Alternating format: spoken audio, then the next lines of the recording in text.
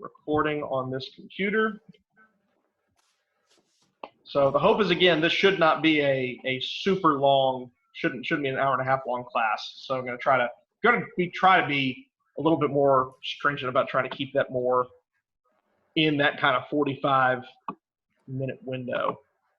So we'll see. Promises. I know. I say that every single time. I say that so much about so many different things. The audio sermons that I did for this week, I had every intention of doing 2 Kings 18 through 25 or 24 all in one go. That's a lot. Yeah, I got like 25 minutes in, and I hadn't even gotten out of Hezekiah. Like, I was still talking about the whole story, and I'm like, I guess I'm doing 2 sermons on this. So.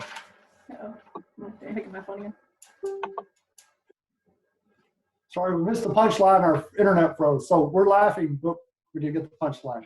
No, I said it was like 25 minutes, and I was still in Hezekiah's story, and I was still talking about, Rabshakeh, and which I think is one of the coolest, most underrated Bible passages in the whole Bible, is the story of Hezekiah and Rabshakeh. I mean, Rabshakeh, you know what it reminds me of? It reminds me of, and I think I even make this point in the sermon, it reminds me of the scene in Lord of the Rings where they're approaching the Black Gate in Return of the King, and the mouth of Sauron comes out and is just owning them. I mean, just dropping bombs on them and everything. And, Aragorn cuts his head off. That doesn't happen in the biblical story, but, that's how I kind of view it as, this terrifying, monster who knows all this truth about them and everything and knows all their secrets. And, it's just like, you have no hope here. And it's just, it is such a cinematic moment. Danny, we already made the comment that Zane way overdressed for this, and that if I had known that Zane was going full-blown suit, I wouldn't have worn my orange fishing shirt. So thank you for drawing attention to it.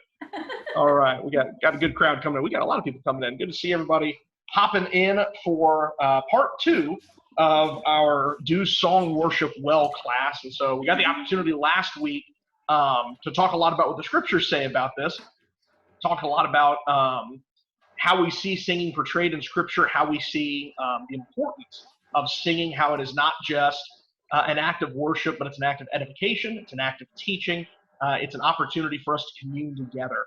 And so what we want to do today is we're going to talk a little bit more about kind of the practical side of this. And so I encouraged you guys to bring some examples of hymns. We're going to talk about what makes a hymn good. We're going to talk about maybe some hymns to avoid and some things to avoid when we're choosing hymns, or at least, and maybe that's being unfair, but at least things to be mindful of when we're choosing hymns. Because and I'm going to kind of give the caveat now, there's a lot of gray area in what makes a hymn good and what makes a hymn not. There's going to be some examples we're going to see, they're just bad, period. There's very little defending them. But there's some hymns that some people may prefer and some people may not. Some people may get a lot out of them and some not. Obviously, there's going to be some measure of liberty in that. So, but it is worth considering what kind of songs we're singing, especially as song leaders and as people that are preparing the singing worship. It's important to keep those things in mind. So we're going to talk about that. We're going to talk a little bit about practical ways that we can improve our song leading, practical ways that we can improve our worship participation, those of us who are singing along with the song leader as well. So we got the opportunity last week, like we said, to talk about the background of singing, talk about the commands to sing, that we see it both in the Old Testament, we see it in the New Testament as well. We see it ended numerous times as a tool for teaching. And we see in many ways that the Old Testament synagogues and Old Testament, gatherings and everything, but also the New Testament as well, they used the Psalms for their singing for a lot of these things. We talked about some of the Psalms of Ascent that they would sing as they were on their way to worship and everything. And so the Psalms in some ways kind of gives us a good example of what kind of singing we're looking for. And so we won't be using a whole lot of scriptures today because we did kind of use the bulk of those in last week's class. But if you want to turn over to the book of Psalms real quick, just kind of get us in the right frame of mind.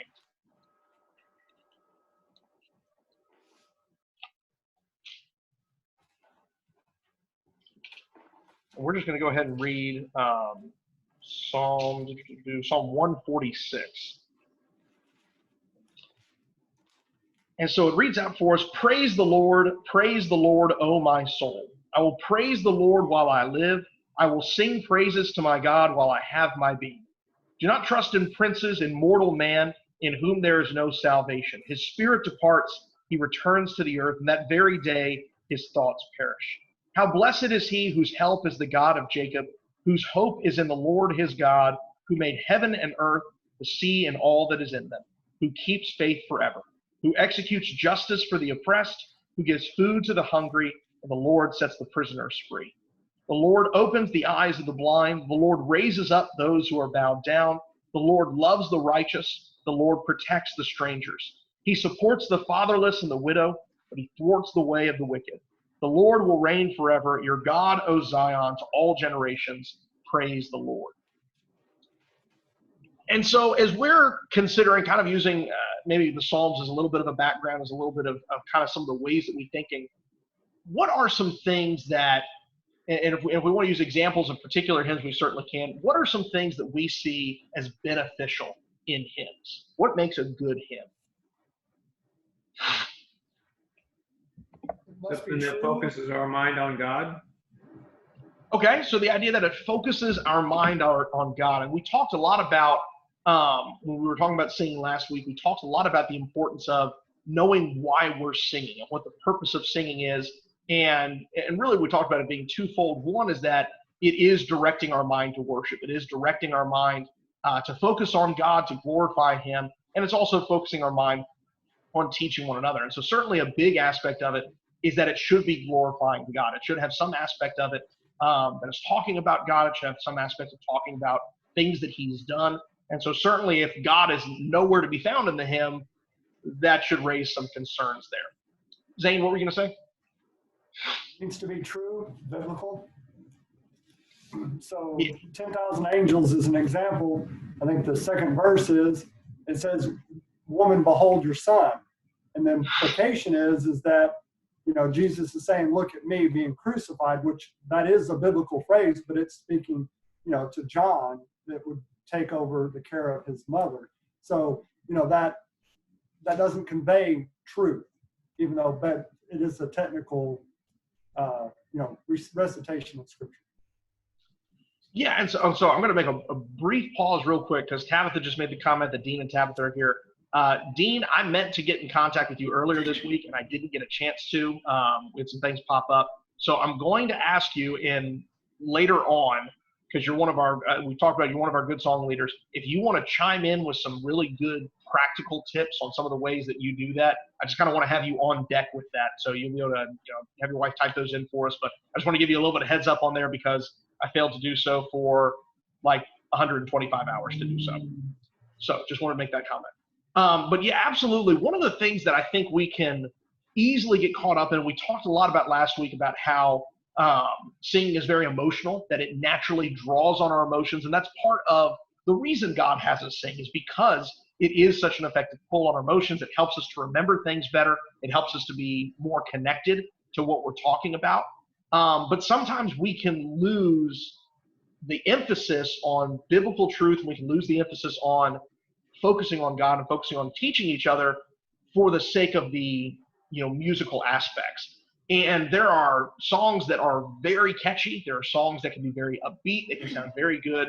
But if they don't have a good message behind them, it's not really serving the purpose that we're looking for. And so you mentioned the hymn 10,000 Angels, the one, and I know it steps on people's toes every time I mention it, but the one that I always think of with that is I've Got a Mansion Over the Hilltop. It's not what that's about. That is not what Jesus is talking about when he's talking about I have a room prepared for you in heaven. And it's a very upbeat song. It's very catchy, but it's so focused on the material aspects. And I think that really misses the point of what Jesus was talking about when he was talking about heaven. The reason we want to go to heaven is not because there's a gold and silver mansion for us, which I think is a misreading of things happening in Revelation anyway. So to me, I always have a really hard time with that song because that's what I'm thinking. I'm like, this isn't very biblical in my opinion. And so again, as song leaders, that's an important thing for us to keep in mind is that when we're going through these songs, when we're singing these things, are we, using biblical truths? Are we thinking about biblical things? Or are we causing people to be like, wait, is that what's in the Bible? Is that what that says? And again, that can happen very easily, even in well-known hymns, even in hymns that by and large are very biblical. 10,000 Angels is a good example of that. I think there's a lot of good thought process in 10,000 Angels. I think there's a lot of good things in there. But that one example is a misquote of that scripture. Behold, woman, behold your son. That's Jesus saying that. It's not Jesus saying that about himself. He's saying that about John and, the transfer of son duties to John. And so that can cause people to trip up and people are like, wait, that's not what that's about. And so if you're kind of breaking that stream of consciousness, you're kind of taking people out of the moment and taking them away from what we're trying to do. So yeah, that emphasis on truthfulness is really important, because when we're singing, we're affirming those things. We are speaking to God and praising him and praying to him, and those things should be able to be that, yes, we agree with these things. Danny makes the comment, I think he actually made two comments. He said the context of the hymn, the message, and he said, obviously there is a difference in a hymn and a song, just like I think a normal song. I think a hymn invokes an attitude of worship, of the reverence of God. I think that's an important point as well. Maybe kind of an easy example of this is that there are certain songs that we teach children to kind of teach them some basic message and everything that we probably wouldn't use in the worship assembly. Now, some of them, I've sang some children's song in worship, and it actually is a good reminder and a good little way to include kids. But there are some that are written very much more for a younger age, that are written more to kind of engage with them at that level. A hymn that lacks that attitude of reverence can be something that's very disruptive, can be something that is very, again, it kind of takes you out of the moment there. So I think that idea of reverence, not all hymns have to be dirges. Not all hymns have to be, super slow and super sorrowful. I mean, certainly there are upbeat hymns, there are joyful hymns, but even then, there's still a reverence that should be there. There should still be a clear understanding of the relationship between us and God. So I think that point of reverence is a really good one. What are some other things we look for in hymns?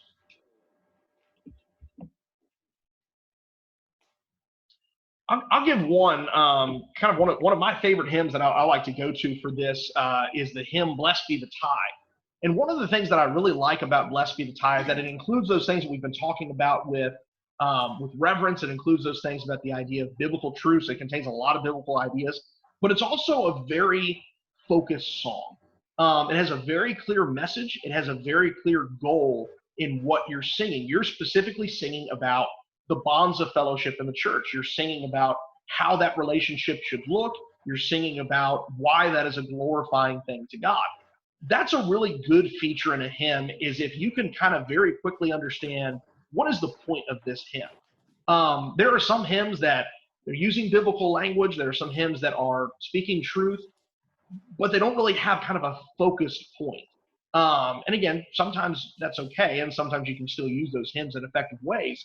But that's one of the things that I personally think is helpful with hymns, is kind of having a targeted message, having a clear purpose in the hymn. And so that's one of the things that I try to look for, especially as we're going to talk about as song leaders, as we kind of try to sing with a purpose, as we sing perhaps either to tie into a lesson, or we sing to kind of focus on something that's going on, or a hymn for a specific purpose.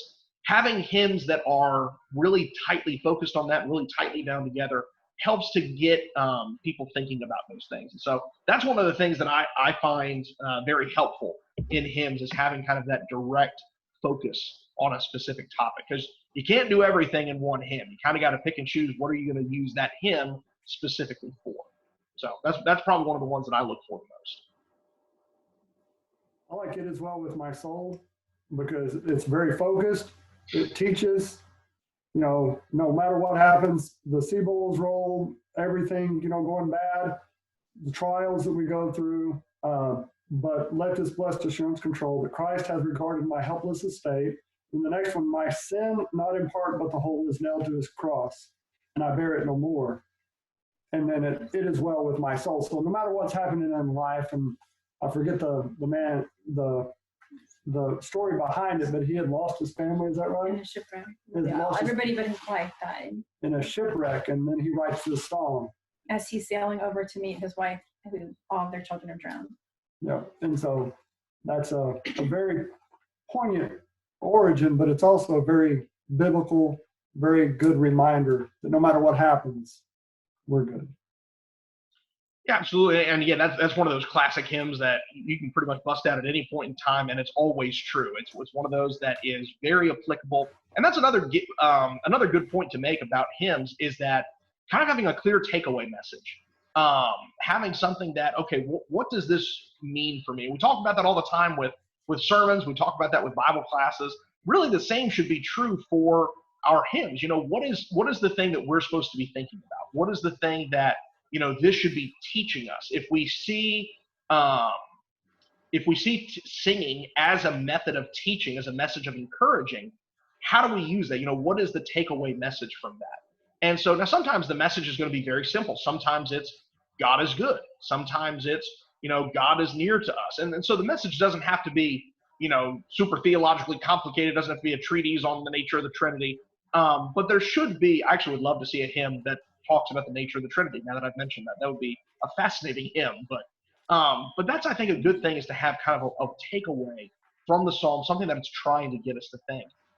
Gail makes the comment, my heart, mind, and voice has a bias against the word rapture in hymns. And I think that's a good point that there are, let us generously say, theologically loaded terms, particularly ones that we don't agree with, that can cause stumbling. And really, I will make the point, sometimes it's not even theologically loaded terms. Sometimes it's just really old language.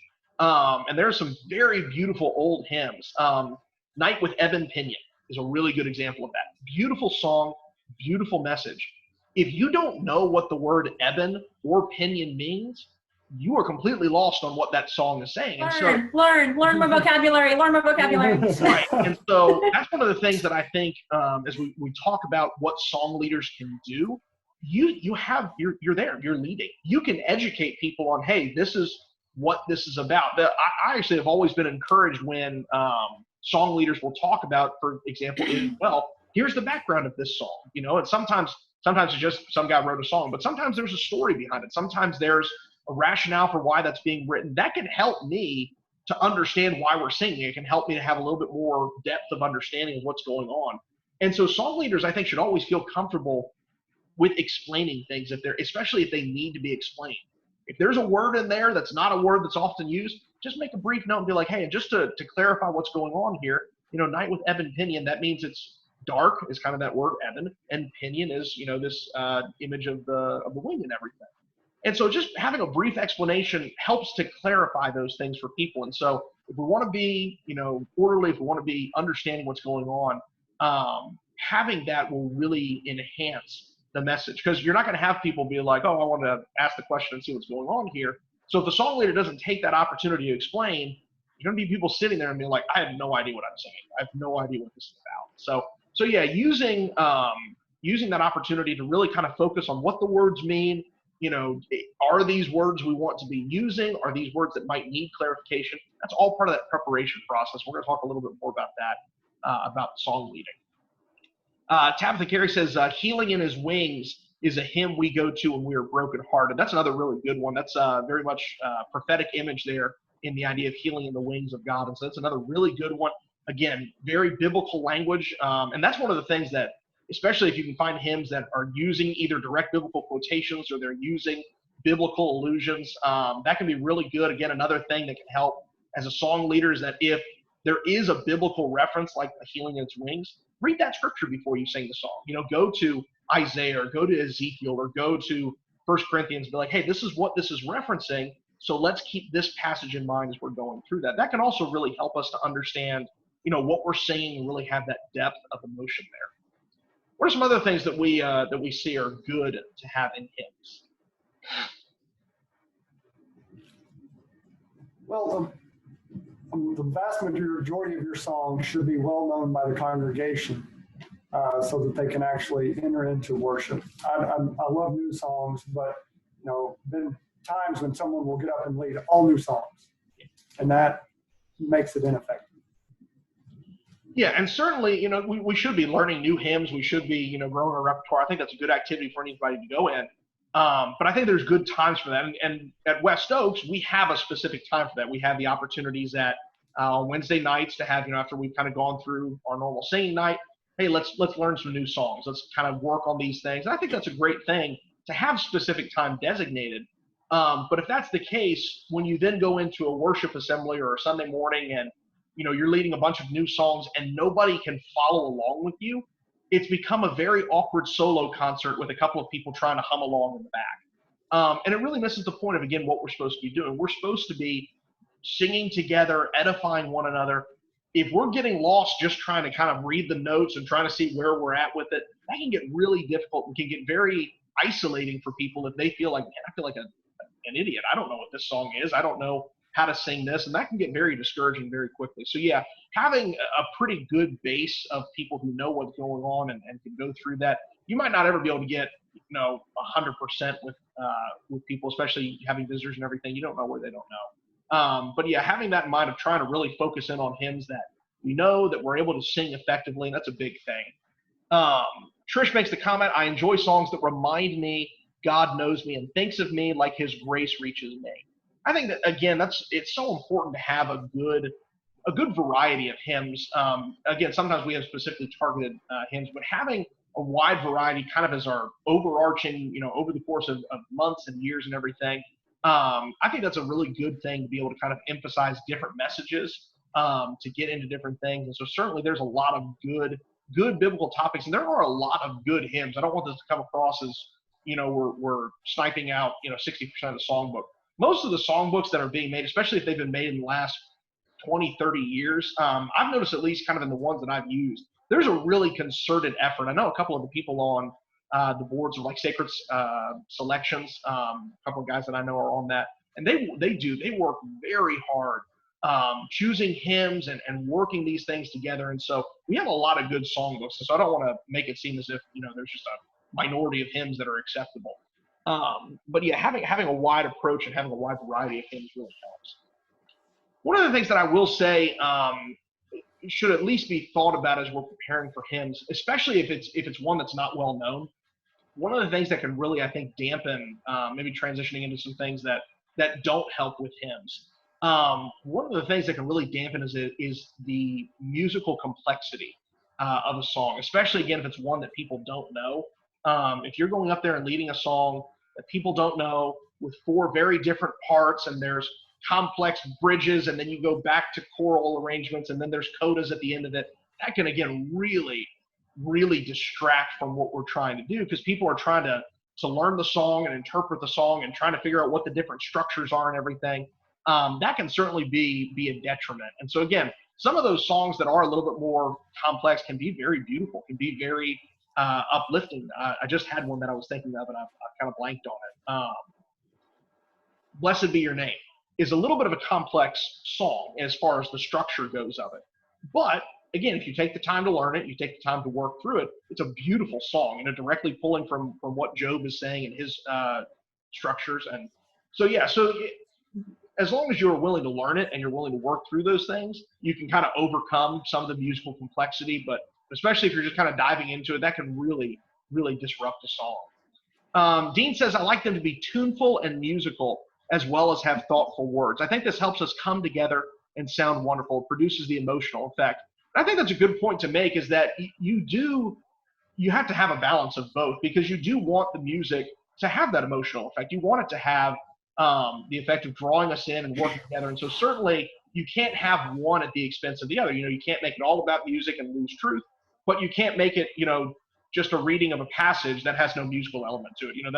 You've missed part of the effect of singing. And so, yeah, you definitely want it to be written in a way that you can engage with it, that it is a natural, well-flowing psalm or song. And psalm and song are so close together, it's very easy to flip those words back and forth. But yeah, so definitely the musical aspect of it is an important aspect of it. You want it to be easy to sing along with. You want it to be something that you can engage with.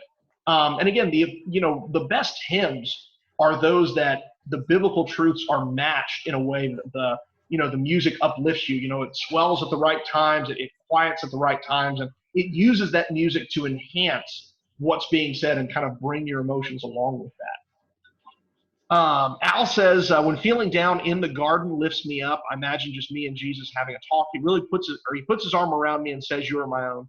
really assuring. And I think there's certainly a lot of songs a lot of songs that help to put us in certain situations, that help us to reflect on things we may need. And again, that should be a good aspect of the hymns, is teaching us, is, making us think about things and showing us biblical truths through the singing. And so, yeah, absolutely, we should be having those good types of messages. Tracy?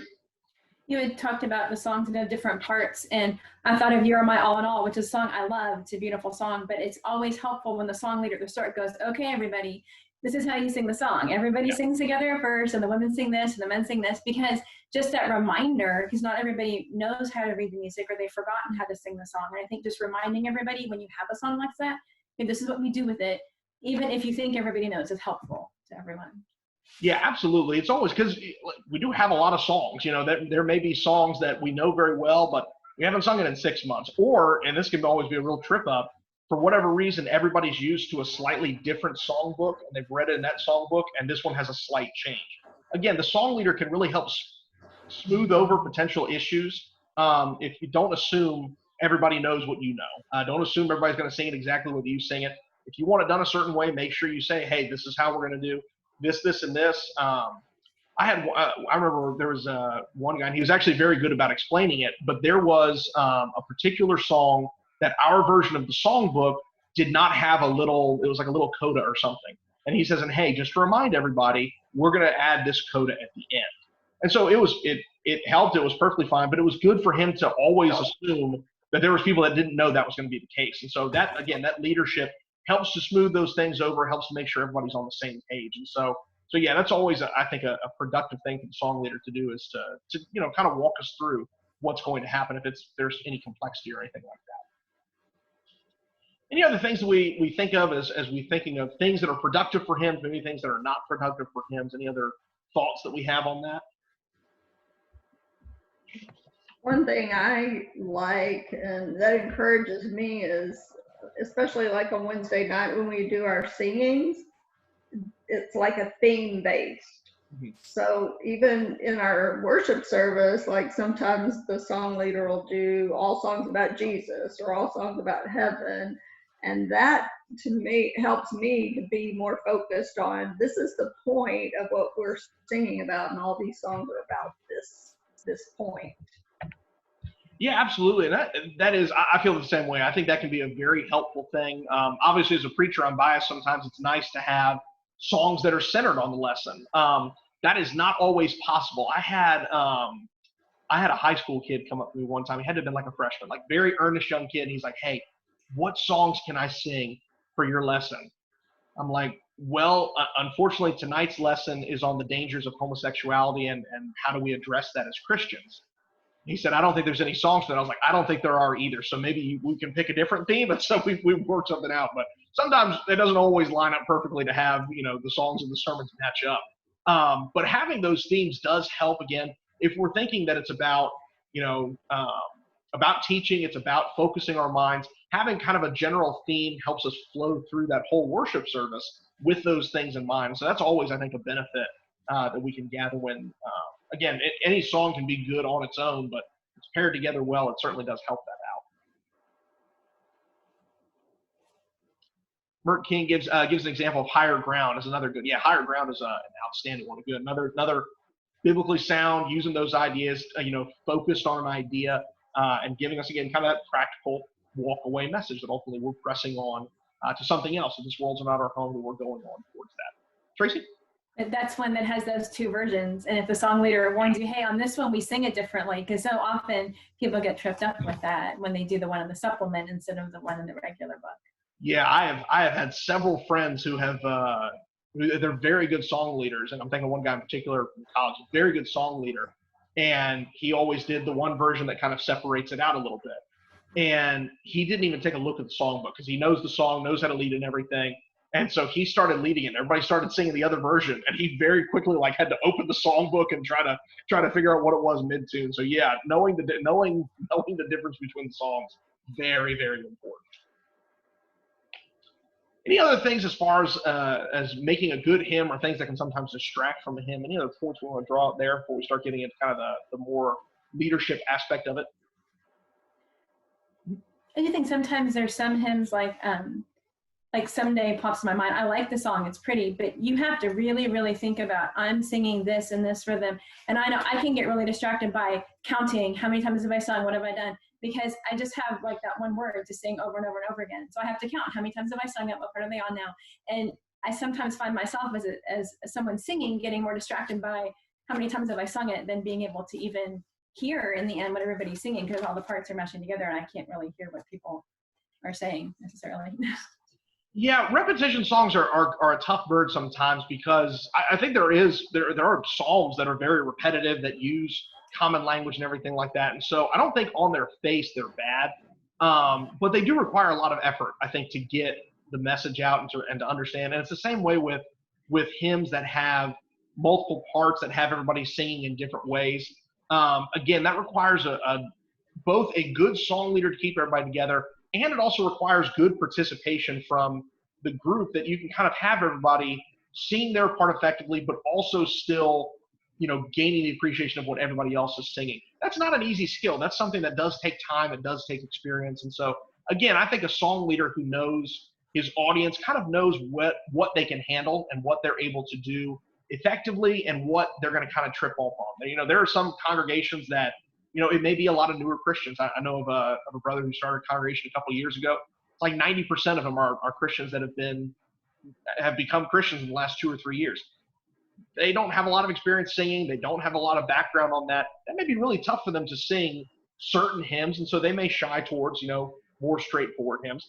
A congregation that's, been established and has lots of families and has been doing these hymns for a long time, they may be able to do more complex things and still get the same spiritual benefit from that. So again, there's no one size fit all solution. I think, again, that's the beauty of congregational autonomy, is we're able to work through those things and, figure out what works best for us. How are we able to best glorify God? And so, but it is something that I think is certainly worth considering as a song leader and as a singer, making sure that if you're in one of those situations that you are keeping your mind focused, that you are working through those things.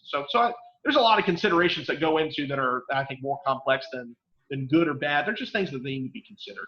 So yeah, I think it's a good point to bring up. Any other thoughts or comments on that idea of hymns being effective or ineffective? All right, so I think we can kind of move into kind of wrap this up with talking a little bit about practical steps. Now, we've talked a lot about this already as far as what are some practical things that song leaders can do. And so we've talked about using those kind of couple of seconds before you start the song to, address any issues, address any complexities in it, make sure that, hey, if we're going to skip the third verse, let's make sure we note that we're going to skip the third verse, or we're going to sing all 4 verses and then the chorus. Giving those simple instructions helps to clarify, helps to make sure we're all on the same page. We've talked about the benefit of selecting hymns that kind of work well together, that tie into a central theme, whether it's the sermon or whether one of the song leaders own mention. So having that preparation is a big thing. So what are some other practical steps? And again, Dean, feel free to shoot that comment in. But what are some effective ways that song leaders can prepare and lead singing effectively?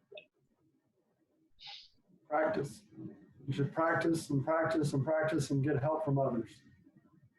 Yeah, song leaders, and it's always interesting because, with preaching and teaching, it's well recognized. It's something you got to practice. It's something that you have to work at, and you have to do a lot of study to make sure that your sermon is well prepared, to make sure that you're, prepared to lead it well.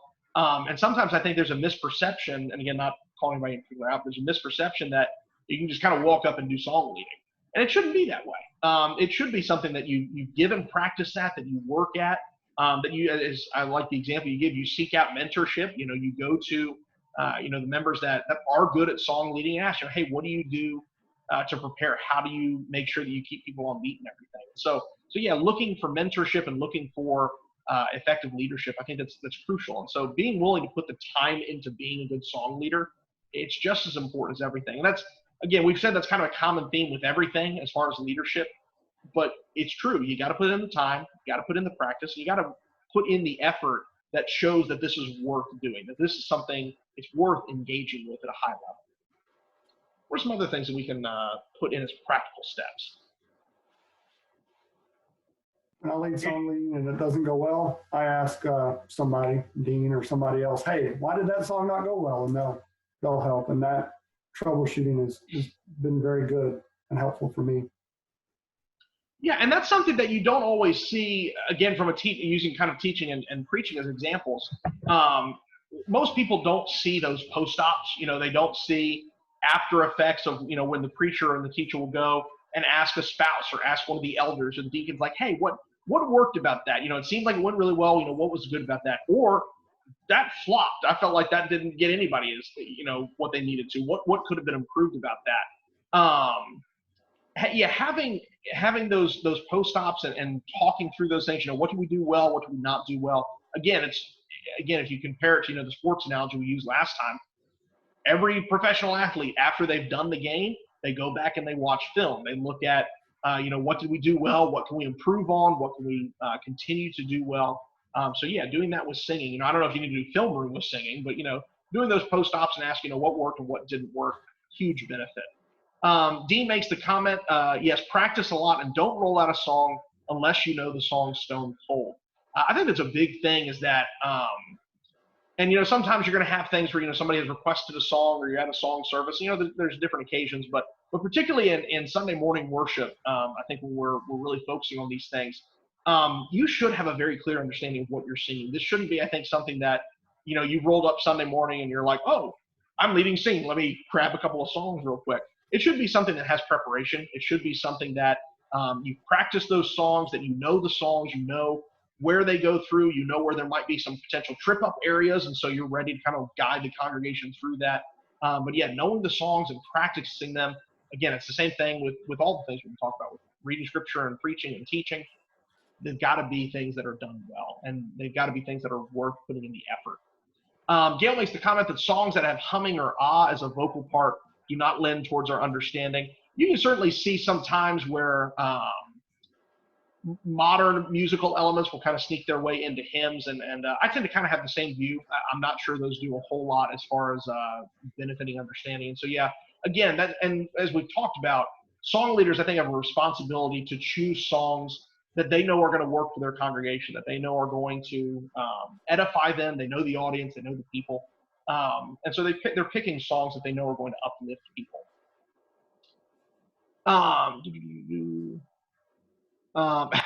Al makes the comment, he says, I can't sing well, so I'm sometimes conscious of the fact and fail to sing. I wonder how much it throws a song leader off when he has a bad singer sing out. Speaking for myself, at least, as somebody who I also don't think is a particularly gifted song singer, as a song leader, honestly, you don't hear it as much as you think you hear it. You will occasionally hear somebody if they're really, really off, but it's not very often, at least in my experience. Honestly, there's so many people singing, especially the congregation of our size. There's so many people singing, you're hearing the group sing. It's very hard to distinguish individual voices. That's my particular experience. I don't think that's quite as big of a concern because we hear our voices very loudly. Obviously they're, echoing around the bones and everything. And so we hear our voices very loud and clear, no matter how loud it is. That's not always the case for the song leader or for even people around us. You're hearing all of the singing together. And so I can certainly understand being self-conscious, and I can understand, worrying about those things. But I suspect that's probably more a thing we think of than people around us think. And again, even if it is something that you are that bad at singing, it's not about that. Because if you're singing loud, you're singing out, you're hitting the purpose of it because you are singing with fervor, you're singing with zeal for the Lord. And that's the most important thing. And anybody who understands the true meaning of singing, that's what they want to hear anyway. Song leaders need to pick songs that are appropriate for the part of worship that you're in. Yeah, and I think, and certainly as, we go through a fairly normal order of worship. Before the Lord's Supper song, it makes sense to choose a song that's kind of working our way towards the Lord's Supper. Before the sermon, sometimes it's a good idea to kind of have a little bit of an upbeat song. Maybe you stand up to kind of get people prepared because you're about to go through a longer period of sitting still and listening.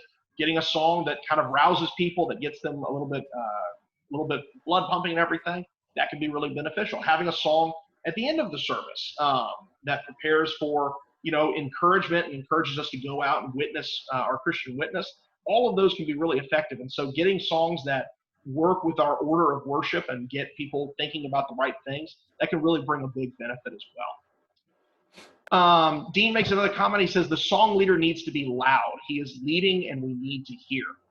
I think that is a very important point, that as the song leader, you need to lead. It's not just you pick out the song and then we all kind of start whenever you start. It is a leadership activity. It is something that, you are leading effectively. And so, and I will be the first one to admit, I'm not the one to give a ton of advice as far as the technical keeping of beat and pitches and everything. That's definitely not my forte. I've never been a super musical person. But I don't think that's an excuse for not doing it well. And I think there's still a lot to be said for learning those things. It's one of the things that I need to continue to learn and get better at. But certainly as a most basic element, you need to be loud, you need to be leading, and you need to be clearly directing where we're going, whatever techniques you use to do that. I guess this is Tabitha now. So Tabitha is designating if it's Dean or her, not by putting Dean at the end, so I got to check to see who said it real quick. But he says those who sing sharp balance out those who sing flat. So I think that's a good point. I think we do.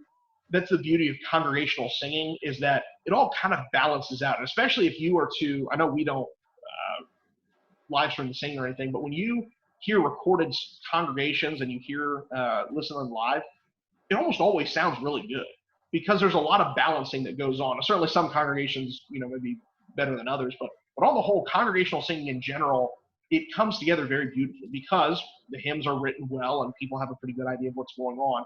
And so even those who may be a little bit off kilter, they're kind of balanced out by the overall activity. So yeah, I think we can certainly we can overthink about our role in that.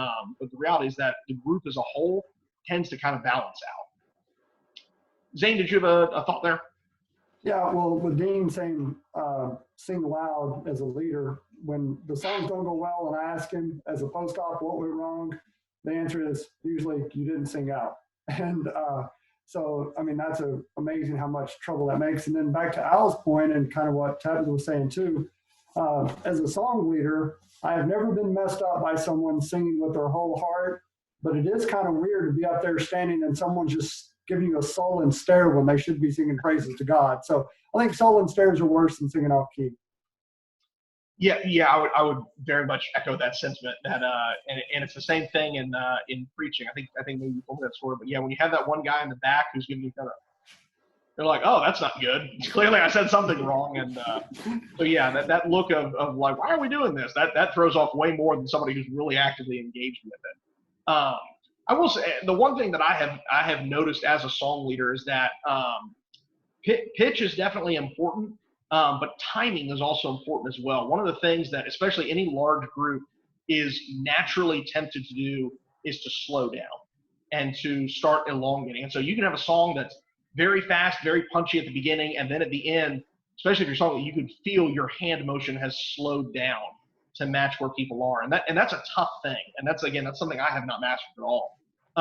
But a good song leader is keeping tempo, is keeping the people on beat, and is correcting if need be, is singing out and keeping the beat and make sure that he's leading and not kind of following what the group is doing. And so that is a little more of a technical aspect, but a good song leader is aware of those things, is working to lead those things, and is leading and making sure that he's kind of correcting through those things. So yeah, that's again, it's that I think to me distinguishes the great song leaders, is those people who are in control of the situation and are leading people even in spite of their impulses to slow down or to quiet down in those capacities. Other thoughts or comments as far as practical steps of song leading? I think the tempo one you mentioned was very important. You said that in really think about the tempo and how it affects the emotion in the song. Hallelujah, what a Savior is an important one. The first line is sad, but then the second line, the ending line, is very upbeat. And so you would expect the tempo to vary in those things. And so you look at the artistry of the song, but also the emotions that it evokes. I think it's a very important part for the song leader. Yeah, absolutely. It is, you want the song is written at a tempo for a reason, and it's written at the pitch that it is for a reason. It's because, again, the music, when a song is written well, the music is designed to support the words. And so, a song that is talking about, I'll give you a good example, kind of a Lord's Supper song, like, and then I just blanked on it. But a song that talks about, 10,000 Angels, actually a pretty good example, because the verses are very, very slow, tend to be a little bit softer because they're emphasizing the crucifixion.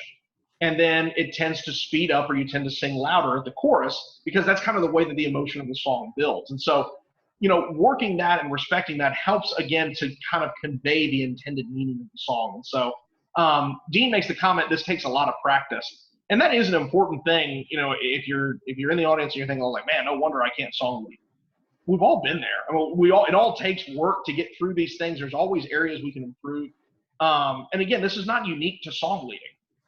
Preachers and teachers and good scripture readers and people who lead prayer well, it all takes practice. None of these things are things that we just wake up and we're good at. It takes effort. It takes diligence to do these things, and it takes a lot of work to continue these things. But it's worth doing that.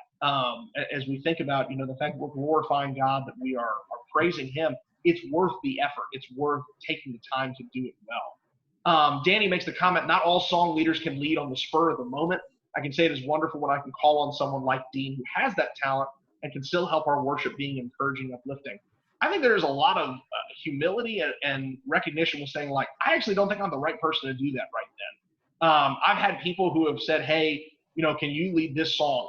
And I take a look at the song, and I'm like, I'm not the guy to lead that song. I have no idea what that song is. I've never seen it before. If I lead it, it's not going to go well. And that's not because, I don't want to lead. It's not because I don't want to help. It's because there's probably somebody better in the group that can do that. If there's literally no other man in the group, I'll give it a shot.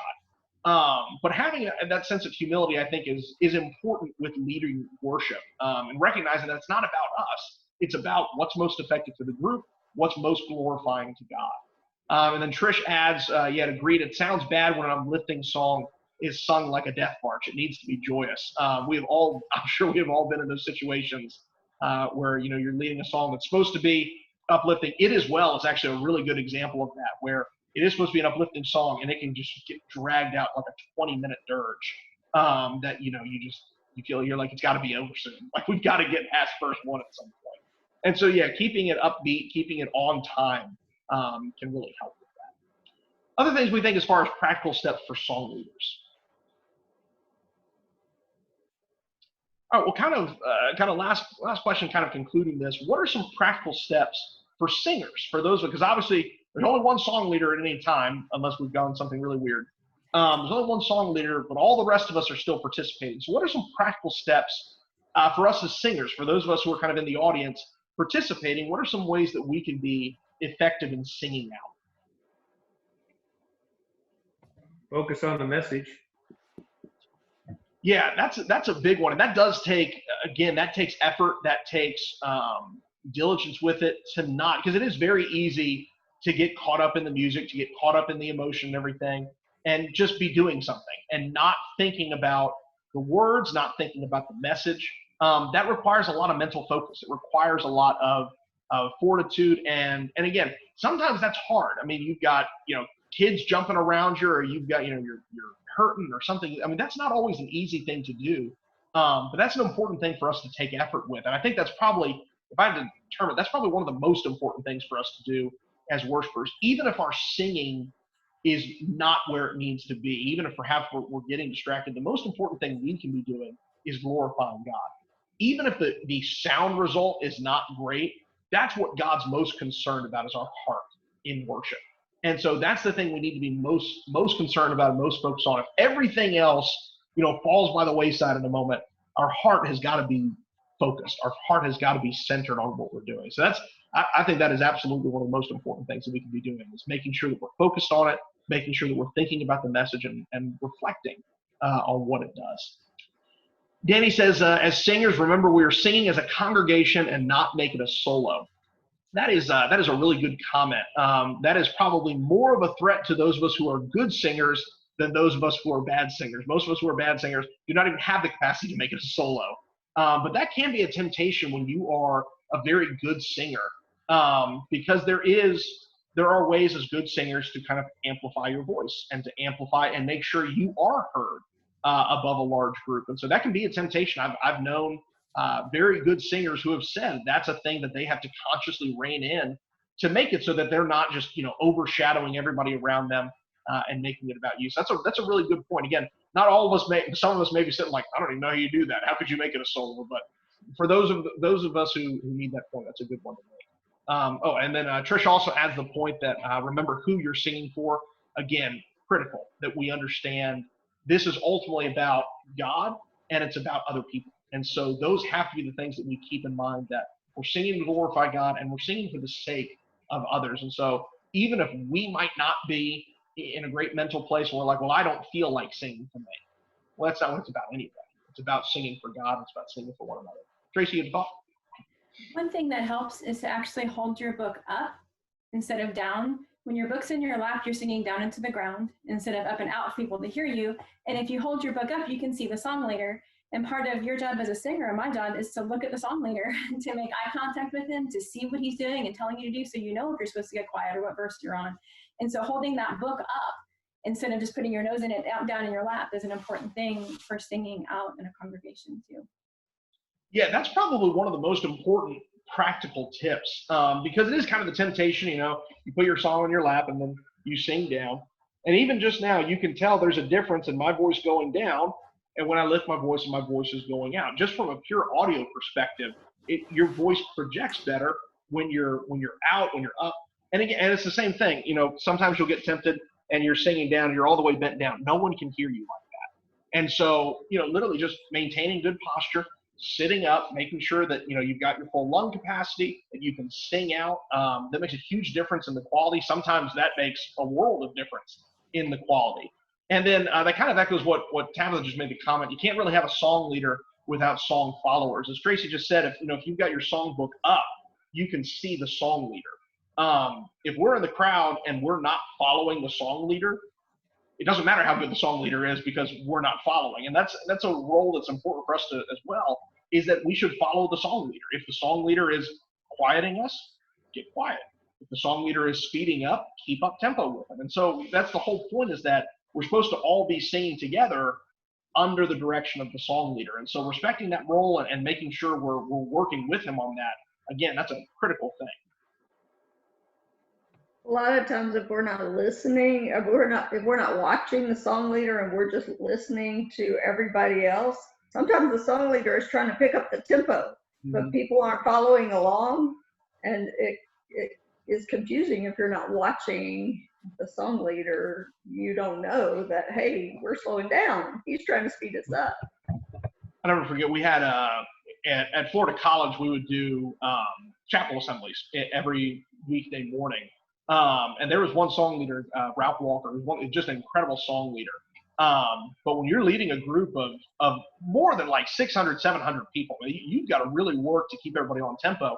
And he would sometimes, you'd have a song where he'd start dragging, and he would start getting your attention. He's like, for real, get attentive. And I had somebody say, like, I can't believe he'd do that. Like, that's just so, disrespectful. Like, we weren't doing well. Like, we're glorifying God. That's what he's supposed to be doing, getting our attention and getting it work. And so yeah, I think that's a critical thing, is that, you got to pay attention to what he's doing. He's doing his best to try to keep everybody on tempo and trying to keep them on beat. We got to do our part in trying to help out with that. Trish says it may be silly, but when I can't sing because of coughing or congestion, I lip sync so people don't think I'm not engaged. I've done that before myself. I've had times where, especially I do Florida college camps as a counselor. My voice is shot most of the time by the end of that week. And so I'll, that next Sunday, I can't do anything with this. And so I will sometimes, I'll just, lip sync. And so still engage with the information, still engage with what's being sung. And again, it's because the most important thing is the heart. And so if we make that point, that's exactly what Trish is bringing up, is that whatever you can do to glorify God, that's what he wants. And so I think that's a great point, a great practical thing, is that if your voice may not be there and physically you can't do that, that's a way that it can help. Gail makes the point that we always sound better when standing. And again, that's a good point that always comes up. It's the same thing with, when your torso is vertical, you're able to sing out more, you're able to access more of your diaphragm, you've got more breath, and it does sound better. And so, yeah, sitting up straight, standing, and particularly in those, upbeat songs, those songs that are meant to be sung with a lot of vigor, that can definitely add a lot to that. And so, yeah, participating in that, again, even if you can't stand, just sitting up and keeping yourself fully upright, that makes a big difference in the quality of the singing. Other thoughts on some practical steps for singers? Elizabeth said, open your mouth when you sing. If you're mumbling and you don't open your mouth, no sound comes out. It sounds super basic, but that is a huge point to make. And one of the first things, if you ever go and watch like a choral concert, they open their mouth so big. And you're like, surely they don't need to, but that's why they sound a lot better than most people when they're singing, is because they're almost over-exaggerating the movements. But that, if you talk like this, and it's the same thing when we're talking, if you don't really move your mouth very much, it's very hard to tell what you're doing. It's the same principle. If you're singing very quietly and you're not really not really moving your lips and everything, it just flows. It doesn't flow. You can't hear anything. And so, yeah, enunciating, emphasizing the words, making sure that you're getting those words out, all very good practical tips that anybody can do that. Anybody can sit up straight. Anybody can open their mouth. Anybody can make sure that they're breathing well. Those are all very easy tips that you'd be stunned once you start doing those, how much better you sound than if you're sitting down here and you're not looking very well and you're not singing very well. Yeah, you don't sound very good, but if you just do those basic things, it makes a huge difference. Tabitha says, Dean has had us turn and sing to each other, which is cool. Sometimes that can be a really useful tool, is to have a little bit of a change up in posture, especially if we've been a lot of us have been doing this for a long time. We've sung a lot of these songs, and it can get very rote. And so doing something that kind of breaks that up and kind of changes that up a little bit, that can be enormously beneficial. I had we were at a camp one time where we sang the song On Bended Knee I Come. And the song leader had us get down and sing from our knees. And at first I was like, well, this is kind of silly. But then you actually think about it, you're like, that is what the song is saying. And so like I said, you don't have to do that every single time. I think sometimes it gets silly. I had a group one time where at Florida College where every time you had sung a word stand, you had to stand, and it was just the silliest thing. And so sometimes you can overtake that posture thing, but it can be, again, used effectively and used appropriately. It can definitely make a difference in the thought process, and that's the most important part of it, not the gimmick side of it, but helping people to think better about it. Yeah, I think the point of when we sing to each other, like Tabitha mentioned, to me, that helps to reinforce the fact that I'm teaching others, and also that there's emotion involved. That it's just not me putting my voice out, it's me helping others and being connected with them. Yeah, absolutely. And it is. And again, that I do think that is probably the aspect I would say we forget more about. It's hard for, if you're working hard, you're being faithful, it's hard for us to forget, but so much that we're singing to God. It can be easy to forget sometimes that we're singing to one another, that we are encouraging one another, we are edifying one another. Because again, it's easy to get caught up in focusing on the words. It's easy to get caught up in focusing on the song leader. But that is an important thing to remember, that we are singing to one another. And so I've sometimes wondered, you see sometimes old videos of like shaker groups, and they'll sing in circles. And sometimes I think there's benefit in that. Now, again, that's hard to do in certain building orientations and everything. But sometimes you can orient things and you can change different things so that you are looking at each other while you're singing, and it can make a big difference. And so, but certainly keeping those things in mind at the very least helps us to be more effective at that. And then Tracy, you had a thought? Yeah, I think I love when Dean has us do that, but it's funny how hard it is sometimes for us to look at each other, because it makes people uncomfortable that we're making eye contact, and it shouldn't. We should be happy to encourage each other, but we're so used to keeping our face buried in our book. And so I think one thing, engaging with each other that way is important, but do that for the song leader too. Remember that the song leader can see you. Mm-hmm. He's up there doing a job, and he sees what's on your face. And if you're all mad and sullen and not singing, you're discouraging him. And if you're engaged in the song and you're smiling in the happy parts, you're like sad in the sad parts, that encourages him too. And that's part of our job, is to encourage him to continue in that role. That is one of the things that I have, and I'll say personally as a song leader, I have tried to be more emotive when I lead singing for that purpose, not for making a show, but for the sake of connecting, for the sake of each other. If it's a happy part, I try to smile. If it is a more somber part, I try to reflect that solemnity. And so doing that and allowing the emotions that we're feeling appropriately to manifest themselves in our body language and our facial expressions. Again, I think sometimes we have gone so far away from over emotionalism, which can be a problem. We've seen it in places. We've seen it in big mega churches and everything, where it becomes all about the emotion. But I think we've become sometimes so concerned about that side that we fled all the way to the other extreme of being super solemn, of being very austere, and neither extreme is good. There's good parts of emotionalism and there's good parts of being solemn and sincere, but it's when both of those are being used appropriately that it's the most effective. And so, like I said, I think we can sometimes feel adverse to emotions, and that's not the point. God doesn't want you to be a robot when you're singing. He wants you to feel those emotions. Again, just read the Psalms to see the wide variety of emotions of sorrow, of anger, even sometimes of joy, of grace, of all these different emotions. They're all displayed in full measure in the Psalms. So it's okay to show that emotion. And so Dean makes the point that song leader can see even the tearful emotions too, very moving.